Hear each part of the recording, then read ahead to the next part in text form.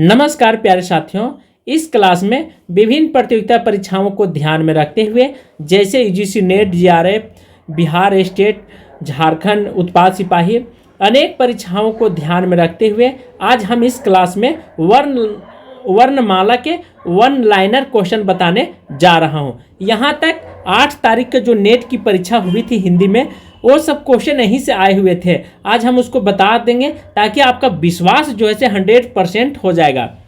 One liner कहने का मतलब है कि एक क्वेश्चन पढ़ेंगे उसके बाद तुरंत आंसर आपको मिल जाएगी। तो फर्स्ट क्वेश्चन है, हिंदी में शुद्ध स्वरों की संख्या कितना है? 10 है। हिंदी में स्वरों की संख्या 11 है। यदि यहाँ पे लगा दिया है शुद्ध, तो शुद्ध जब लगा दिया है तो आपको 10 लगाना है। उसी प्रकार सिंपल पूछ देगा हिंदी में स्वरों की संख्या कितना है, तो 11 आप लगा दीजिएगा। लेकिन थोड़ा सा अंतर आप समझ लीजिएगा शुद्ध और स्वरों में, ठीक है। तो यहाँ पे एक शब्द जोड़ दिया है। थर्ड है, हिंदी में मात्राओं की संख्या कितना है, तो 10 है। मात्रा कहने का अर्थ है कि आप इस तरह की मात्रा लगाते हैं, ठीक है, देखे होंगे, हर्षई, दुर्गई, फिर ये इसी को मात्रा बोला जाता है। तो इसकी संख्या 10 हो जाती है। हास्य स्वर और लघु स्वर एक मात्रिक है। देखिए नेट में आया हुआ था कि निम्नलिखित में से हास्य स्वर कौन कौन है, तो हास्य स्वर और लघु स्वर एक ही चीज है, दोनों का नाम एक ही। और ये एक मात्रिक होता है। जब आप छंद की वहाँ पे मात्रा की गणना करेंगे तो वहाँ पे एक जहाँ भी या ई उ री आ जाएगा तो आपको 1 लगाना है, ठीक है, 1 गिनना है। तो कितने होते हैं हास्य स्वर? 1 2 3 4 होते हैं। इस तरह से आपको ध्यान रखना है कौन कौन, या ई उ री। इसलिए बार बार हम बता रहे हैं ताकि आपको सुन करके ही माइंड में सेट हो जाएगा, याद हो जाएगी। सेकेंड है, दीर्घ स्वर और गुरु स्वर, दोनों एक ही नाम है, दीर्घ स्वर और गुरु स्वर। और ये होते हैं द्विमात्रिक होते हैं। इनकी संख्या 7 होती है। कौन कौन? या, ई, उ, ए, या, ओ, आ। अर्थात ये दोनों स्क्वायर हो जाएगा और फिर ये स्क्वायर। ये दोनों क्या है? द्विमात्रिक हैं, अर्थात गुरु स्वर भी कहलाते हैं और लघु दीर्घ स्वर, सबका नाम एक ही है। कभी भी उलट करके पूछे, ऐसे पूछे, वैसे पूछे, ठीक है, इधर से घुमा करके पूछे, उधर से घुमा करके पूछे, तो आपको कहीं भी दिक्कत नहीं होना चाहिए। आपका कॉन्सेप्ट इतना मजबूत होना चाहिए कि मुंह से और दिमाग से जिस प्रकार गोली निकलती है उस तरह से निकलना चाहिए, ठीक है। तो दीर्घ, गुरु, संधि स्वर और कृत्रिम स्वर और बनावटी स्वर के अनुसार कितने होते हैं? 7 होते हैं। अब यहाँ पे एक और क्वेश्चन आ गया, क्या? दीर्घ, गुरु अभी तो पढ़े थे, और संधि स्वर, इसी को बोला गया संधि स्वर। उसके बाद इसका नाम एक और है, कृत्रिम स्वर भी नाम है, और बनावटी स्वर।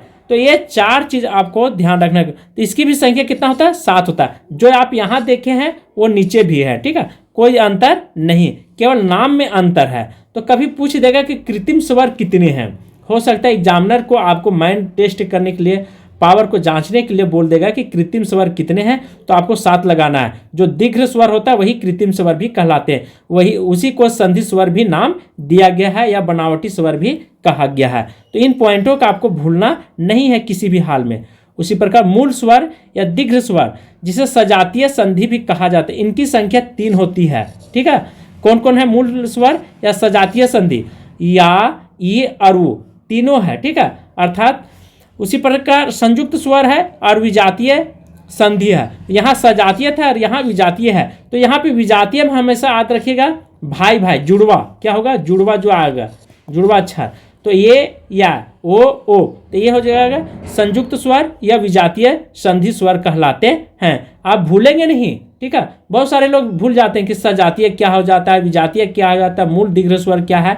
तो मूल दीर्घ स्वर एक ही बात है, संयुक्त स्वर और विजातीय संधि स्वर एक ही चीज को बोला गया है। गुण संधि, गुण संधि कौन कौन है? तो या प्लस ई मिलकर के ए का निर्माण होता है। जब संधि पढ़ेंगे तो आपको वहां पे पता चल जाएगा, या प्लस ए मिलकर के आय का निर्माण होते हैं। तो दोनों चीज को ध्यान रखेंगे। इसका कोई अति मात्रा नहीं होता है, पर इसका मात्रा क्या होता है, ठीक है, ये 2 ऊपर और एक इसका मात्रा 1 ऊपर होता है। तो इस चीज को आपको ध्यान रखना है। वृद्धि संधि और स्वर संधि, इसका दूसरा नाम क्या है? मिश्रित संधि भी कहा गया है। 2 नाम है, वृद्धि संधि और मिश्रित संधि। बार बार इसलिए बता रहे हैं ताकि आप बार बार सुनेंगे तो आपका दिमाग में बैठ जाएगा।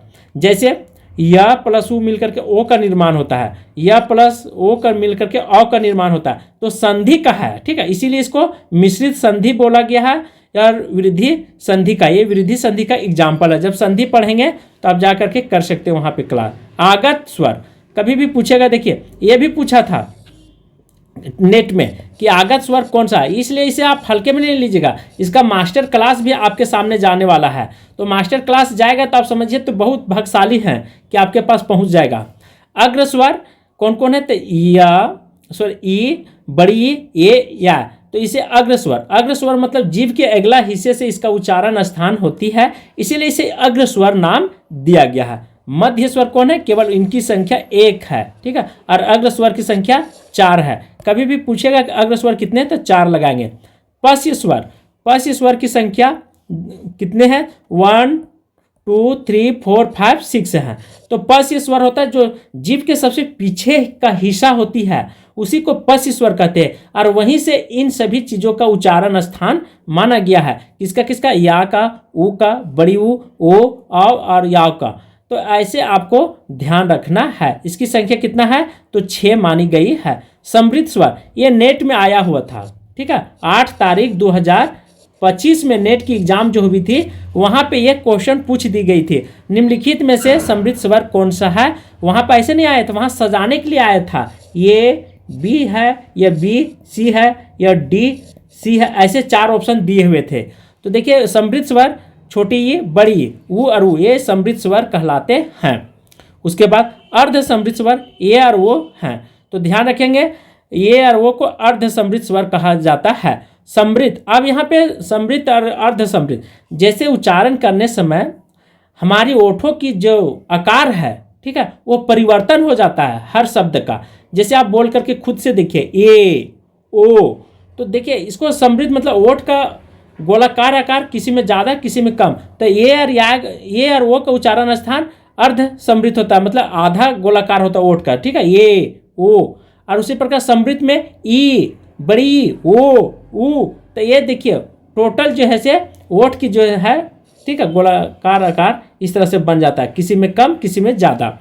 अर्ध विवृत स्वर ए, या, ओ, तो 3 हो जाते हैं अर्ध विवृत स्वर। ये मोस्ट इंपॉर्टेंट है, आप यहाँ से यहाँ तक आप क्लियर कर लेंगे। इसमें ऐसे सारे क्वेश्चन ग्रामर में जितने हैं वर्णमाला के, ठीक है, मास्टर क्लास हो या कुछ भी, आपको 1 बार नहीं 2 बार 5 बार 10 बार पढ़िए फिर भी कमी लगेगी। कुल व्यंजनों की संख्या 39 होता है, मूल व्यंजनों की संख्या 33 होता है, और स्पर्श व्यंजनों की संख्या 25 होती है, और वर्णमाला की संख्या टोटल जो है हिंदी वर्णमाला की संख्या 52 होती है। ये मोस्ट इंपॉर्टेंट है। उसी प्रकार उत्प्रेक्षित व्यंजनों की संख्या कितना है, तो 2 है, और अंतस्थ व्यंजनों की संख्या 4 बताई गई है, या रलवा, ठीक है। संयुक्त व्यंजन की संख्या 4 है, और उष्म व्यंजनों की संख्या भी 4 है। संयुक्त व्यंजन अभी हम चर्चा कर रहे थे, इसकी संख्या 4 था, छ, त्र, आज्ञा और श्र।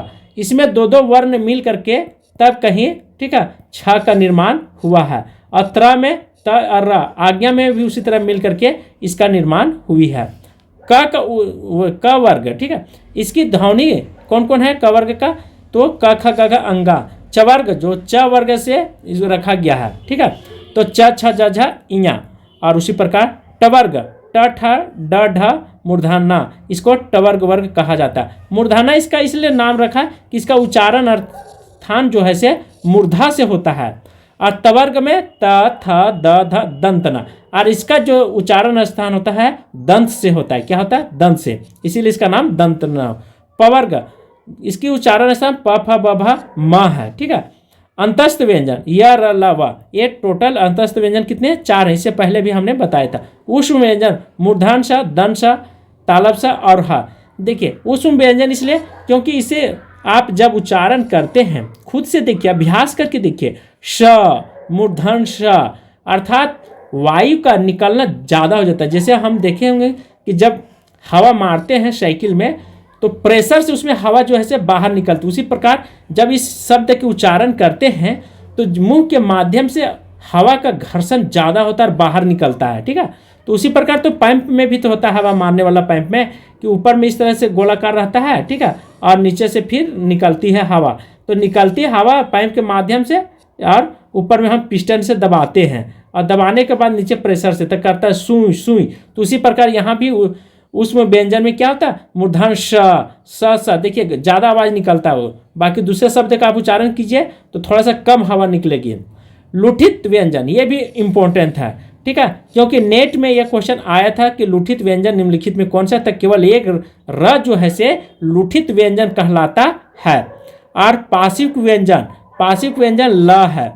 और हिंदी में मूर्धन्य ध्वनियाँ कौन कौन है, तो ट, ठ, ड, ढ, ये है मूर्धन्य ध्वनियाँ, क्योंकि मूर्धा से इसकी उच्चारण, ठीक है, होती है, इसीलिए इसे मूर्धन्य ध्वनि रखी गई है नाम।